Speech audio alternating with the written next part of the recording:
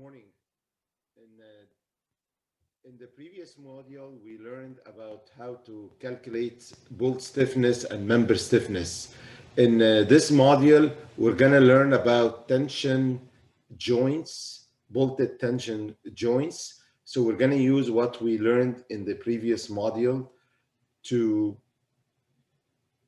calculate the design factor for a tension-loaded bolted joints.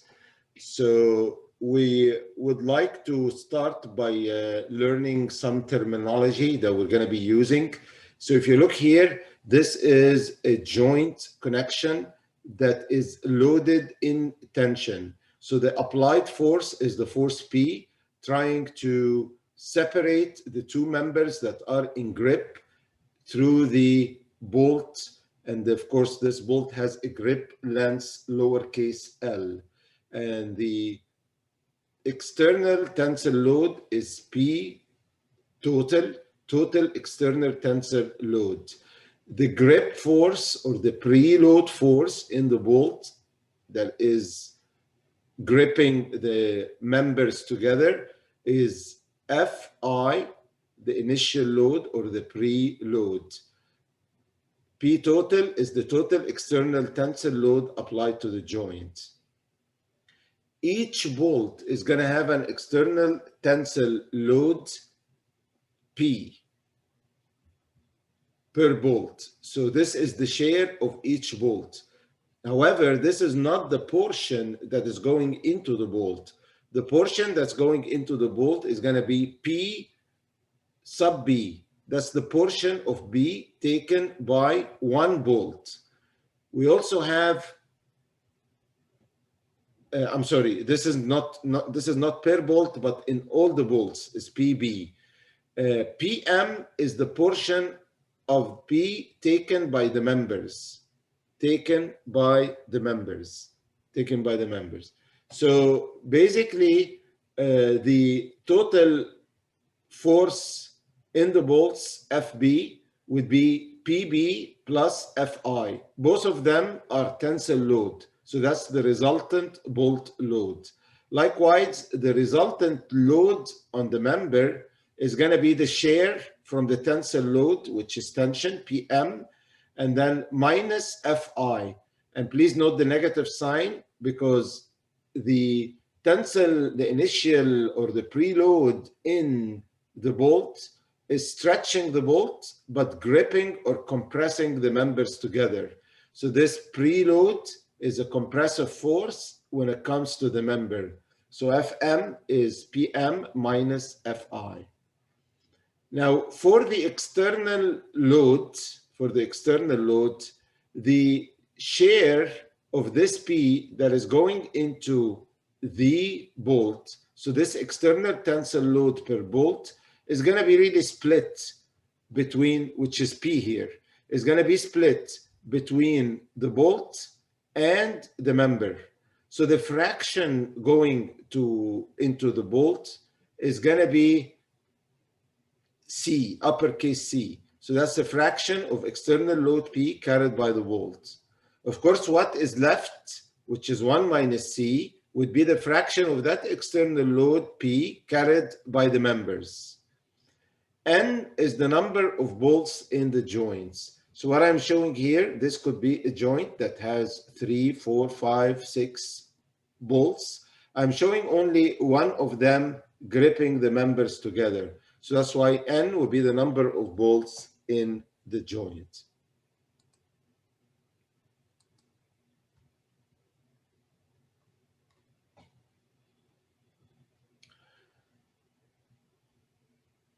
During the bolt preload, the bolt is stretched while the members are compressed.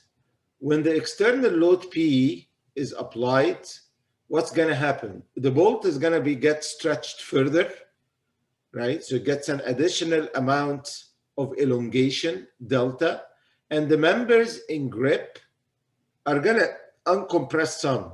So they're under compression, they're going to get uncompressed some. This uncompression may also be measured by delta, the same delta that the bolt is going to stretch further. So delta in the bolt may be measured by the share from that external load going into the bolt divided by the stiffness of the bolt. And the uncompression, or also the deformation in the members, may be calculated by PM over KM. Now, both these deltas should be equal. So if I set PB over KB equal to PM over KM, I can solve for PM as equal to PB multiplied by KM over KB.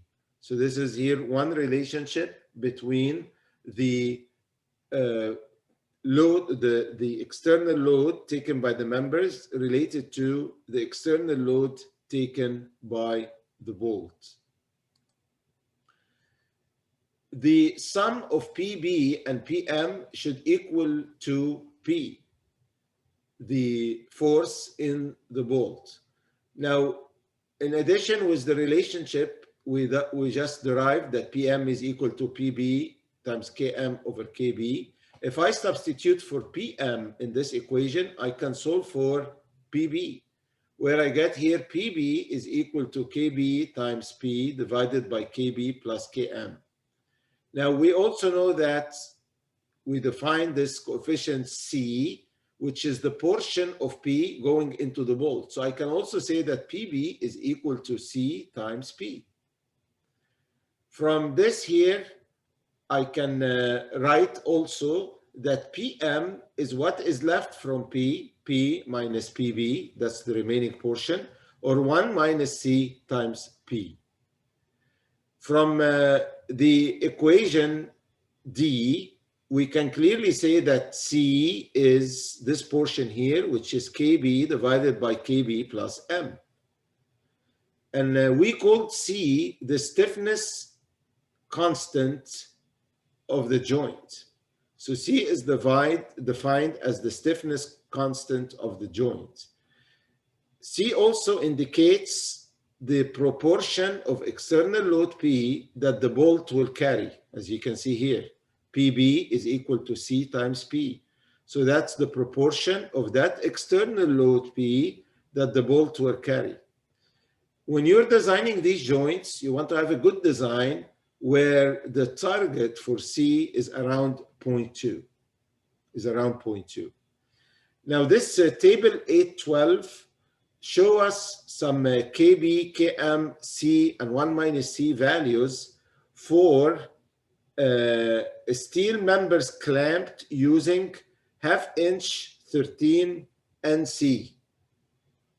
13 NC.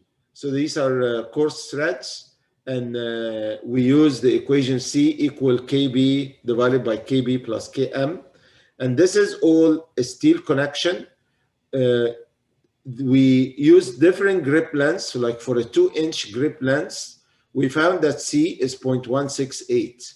If the grip length is longer than that, 3, C is 0.136. If the grip length is 4, then C becomes 0.114. For each grip length, I calculate KB from what we've learned in the previous module, and KM. Using KB and KM, I can find the stiffness constant of the joint C. And once I have C, I can calculate 1 minus C. Again, a good design targets around 0.2.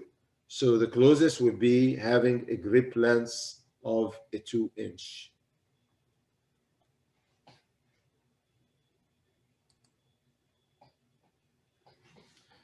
The resultant bolt load is PB plus FI. And this equation is good as long as the resultant load in the member remains less than 0. And the reason we say that, because we want to make sure that the members remain in compression, or I continue to maintain the grip between the members. The resultant load on the member, of course, when I say PB plus FI, PB is CP, and I have the FI, which is the preload. The resultant load on the members would be PM minus Fi, which is equal to PM is 1 minus C times P, and I have the minus Fi. The Fi component, the preload, should be greater in magnitude than PM, and that's why Fm, the resultant load in the members, should always remain negative, or the members should remain in compression. These results are only valid if the load on the members remain negative, indicating the members stay in compression.